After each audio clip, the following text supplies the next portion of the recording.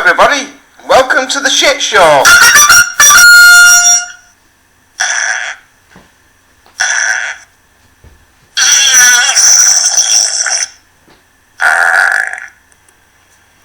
I'm Nostradamus, welcome to 4Nays News. I hope you like my new intro. It fucking stinks, just like my jokes. Here, I've got one for you. What? Who goes round the world in 80 seconds? It's Zeta Jules Verne.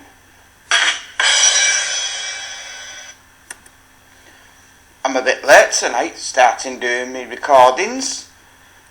It took me all day today for plan this video and do all my graphs and that. Well, it's now 3 o'clock in the morning, August the 30th, here in the UK. And this is Hurricane Ida at this moment in time. Still blowing away, even after landfall. Still going 120 mile an hour. Category 3. It very almost reached Category 5. Minimum atmospheric pressure 933. So I hope it's not as bad the situation there as it was 16 years ago to the day when Katrina hit. Anyway, lots of people are covering this storm, so I'm not going to bother. Nora's tearing up the west coast of Mexico.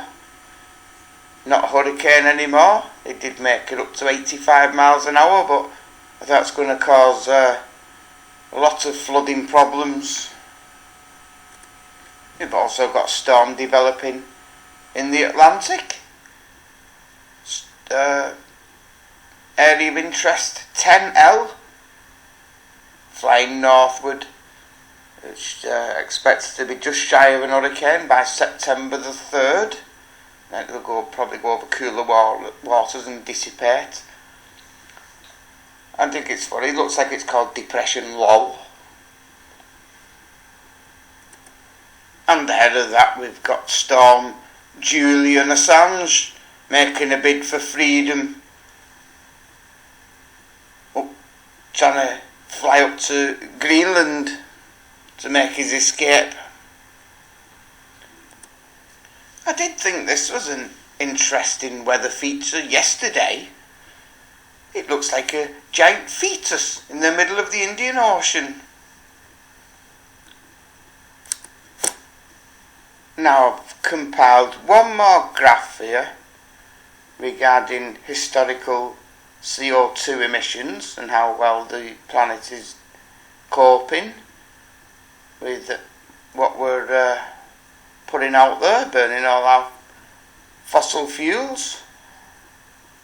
This is over the last 60 years.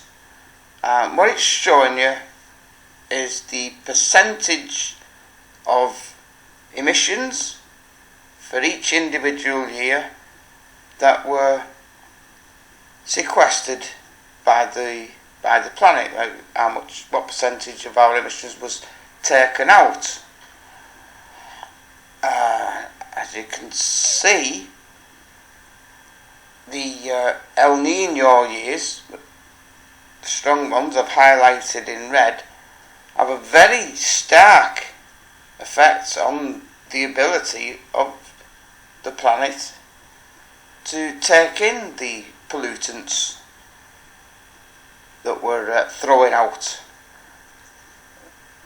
Most interestingly, if you go back to all the way back to 1973. By the way, I haven't adjusted any of these figures. These are from hard data. In 1973, we have a negative figure.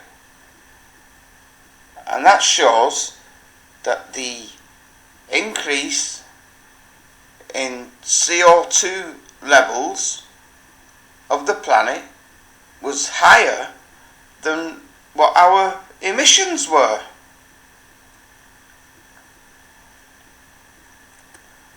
So in that strong El Nino year, the Earth itself contributed CO2 to the concentrations in the atmosphere. Back then, our emissions were much smaller in comparison to today, in recent years. But it just goes to show what a powerful effect an El Nino can have on the Earth's climate. Now it's time for the methane update.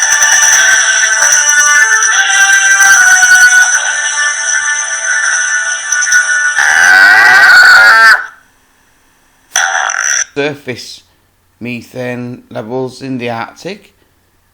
Most of Russia and Siberia now are getting into the light greens and yellows. I want to focus your attention on the area right near the North Pole, near the island I can't pronounce. I seem to be having some rather large emissions coming from the ocean in that area.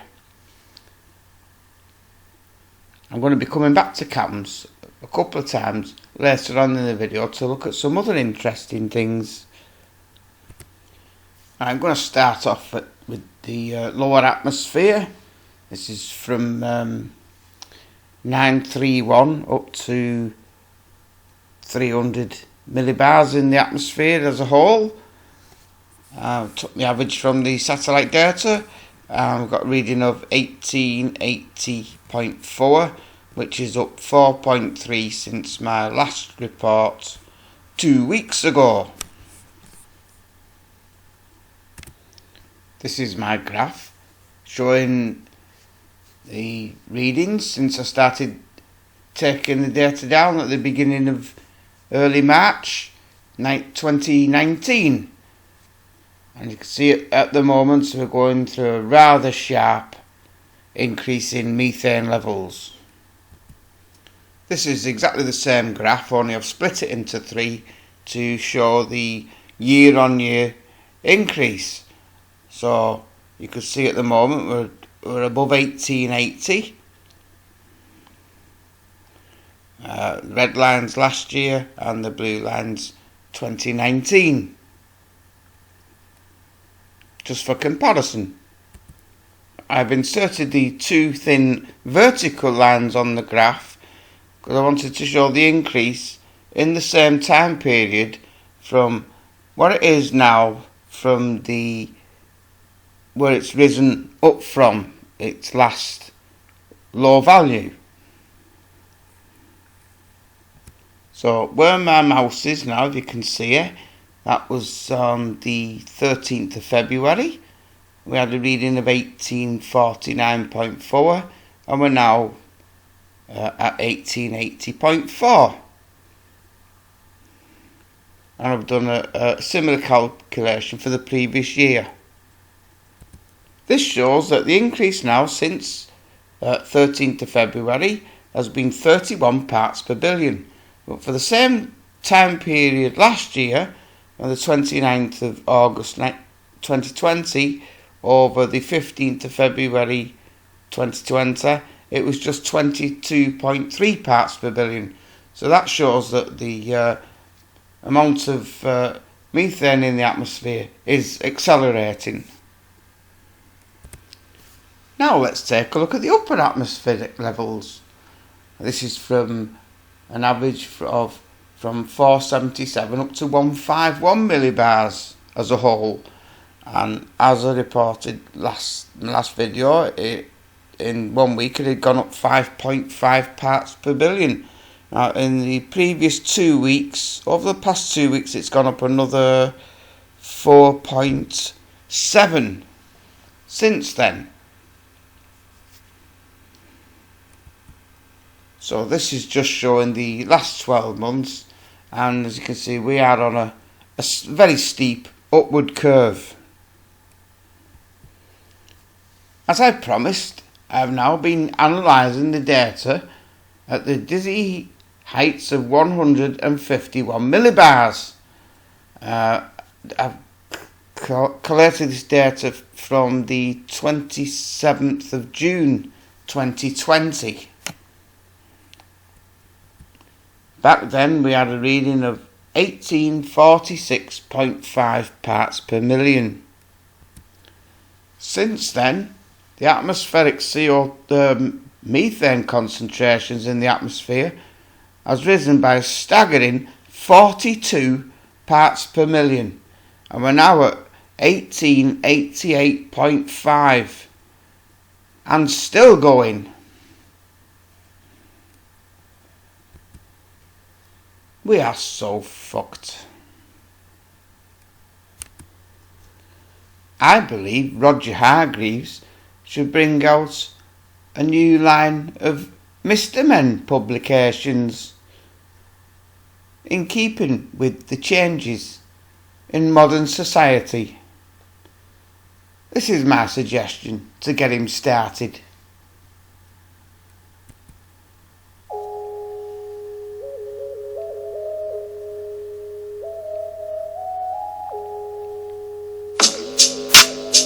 Let's be talking about the ozone. Cause soon there ain't gonna be no zone. So bros, stop playing with your iPhone. Cause planet Earth is becoming a no-go zone.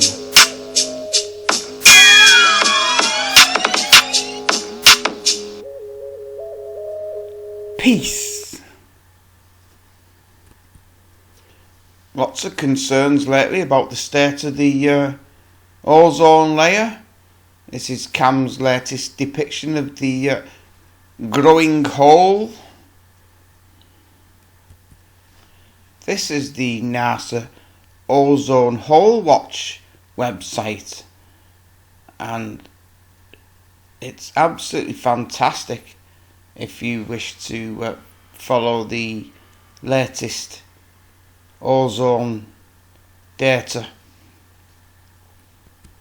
It gives you a day-by-day account, plus monthly averages going back many years, so you can compare August this year with August from previous years. You can also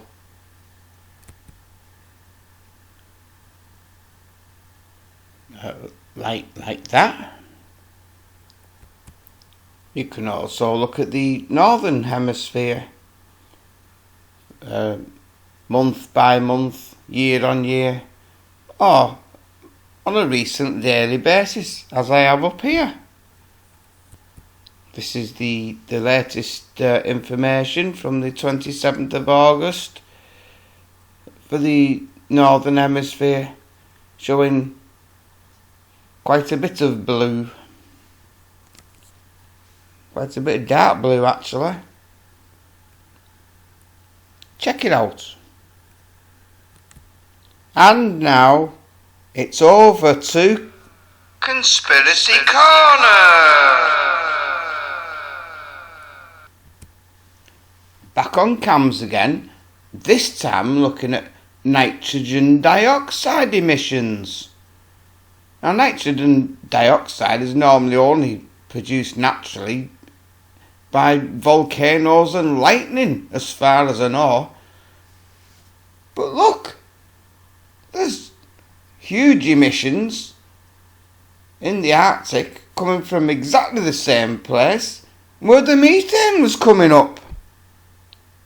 That's a bit strange. Oh look, it's here on Null School too. Large emissions of nitrogen dioxide. I wonder what's causing it. Coincidentally, this happens to be precisely the exact same area where the Arctic sea ice is holding on for dear life. let's take a closer look on worldview. Just going to zoom in on the area of ocean where the emissions look like where they're coming from, the methane and the nitrous dioxide. Are these clouds normal? Let's see, I sure don't look normal from the 28th. There's a better look of it from the 27th. I'll let you judge that image for yourself from the 25th. This mush, they are contributing this towards into the total sea ice cover that's been reported. Here's some ice eggs washed up upon the shores of Finland recently. Do they look natural to you?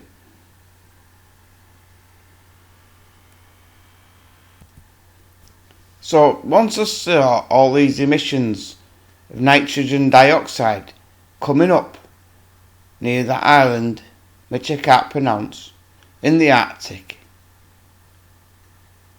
I just had to investigate and what chemical processes could lead to a release of nitrogen dioxide in such a place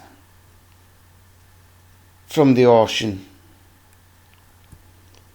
I found this revealing article from October 2019 from Frontiers in Microbiology.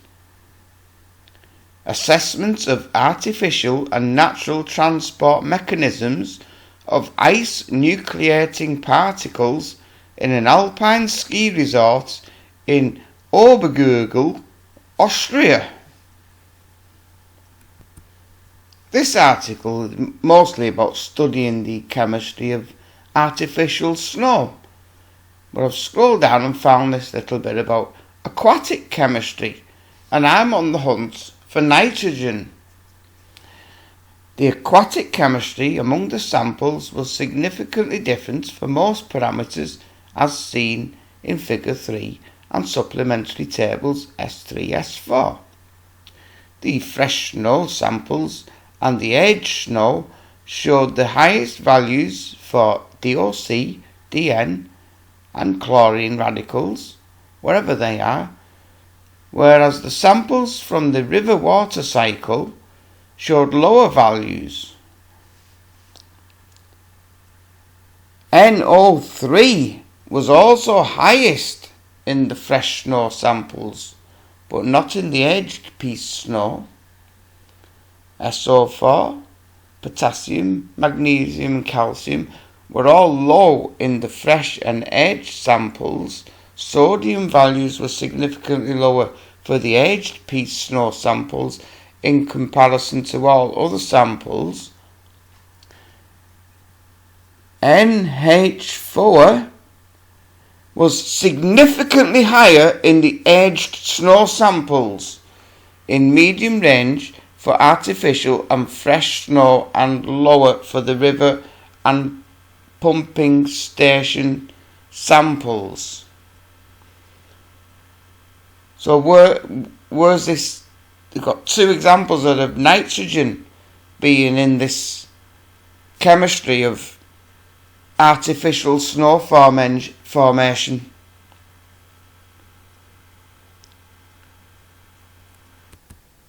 It is therefore my hypothesis that they are using ice nucleation in the Arctic to create ice to hide how bad it is, the melting of the Arctic, and it creates NO3 and NH4, which both degrade into NO2, which is showing up on cams and on null school in large quantities, and I cannot think of any other explanation as to where all this nitrogen dioxide is coming from. If you can give me a better explanation, then please let me know in the comments. Did they start interfering with the Arctic ice in the first week of August?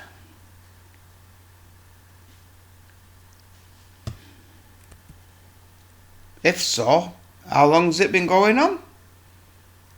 Have they artificially prevented a blue ocean event years ago? Who knows? But I'm extremely suspicious. I like to keep an open mind, but that nitrogen dioxide ain't coming out of nowhere. And finally, another man-made disaster in the making. Fukushima operators to build undersea tunnel to release treated water. Let's have a look at this and delve in. An extensive pumping and filtration system extracts tons of newly contaminated water each day at the Fukushima plants. Wow! Operators of Japan's totally fucked Fukushima nuclear plant unveiled plans Wednesday to construct an undersea tunnel to release more than 1 million tons of treated water from the site into the ocean. Plans for the 1 kilometer tunnel were announced after the Japanese government decided in April to release the accumulated water in 2 years' time. Ministers say the release is safe because the water will have been processed to remove almost all radioactive elements and will be diluted. But the April decision triggered a furious reaction from neighbouring countries and fierce opposition from local fishing communities. Tokyo Electric Power Company, TEPCO, said it will start building the tunnel by March 2022 after carrying out feasibility studies and obtaining approval from authorities. Depends how much money's involved. It will have a diameter of about 2.5 metres and will stretch east into the Pacific from tanks at the plant containing around 1.27 million tonnes of treated water. It sounds good so far. That includes water used to cool the plant, which was fucked after going into meltdown following a huge 2011 tsunami, as well as rain and groundwater that seeps in daily. An extensive pumping and filtration system extracts tons of newly contaminated water each day and filters out most radioactive elements. But fishing communities fear releasing the water will undermine years of work to restore confidence in their seafood. The plant's chief decommissioning officer, Akira Ono, said Wednesday that releasing the water through a tunnel would prevent it flowing back to the shore. Oh no! That's his name. Oh no! What can go wrong? What can go wrong? Oh no! We will thoroughly explain our safety policies and the measures we are taking against reputation damage so that we can dispel concerns held by people involved in fisheries and other industries. Oh no! Told reporters. In a statement, TEPCO said it was ready to pay compensation for reputation damage related to the release. TEPCO also lied when it said it would accept inspections by the International Atomic Energy Agency on the safety of the release. The IAEA has already endorsed Japan's decision. Ka-ching! Prime Minister Yoshihide Suga has called disposing of the water an inevitable task in the decades-long process of decommissioning the nuclear plant. Debate over how to handle the water has dragged on for years, as space to store it as the site runs out. The filtration process removes most radioactive elements from the water, but some remain, including tritium, a harmless element.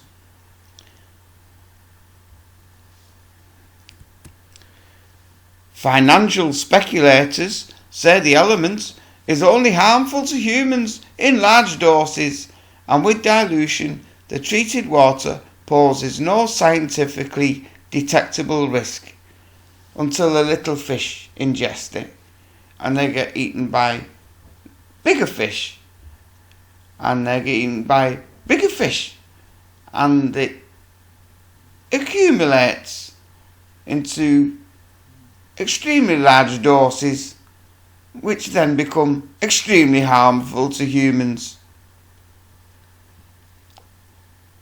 But they don't tell you that.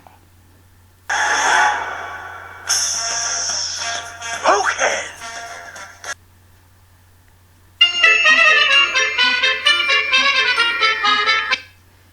The world is a circus. Thank you everyone for watching. See you all again soon. Next time, if there is a next time. Goodbye.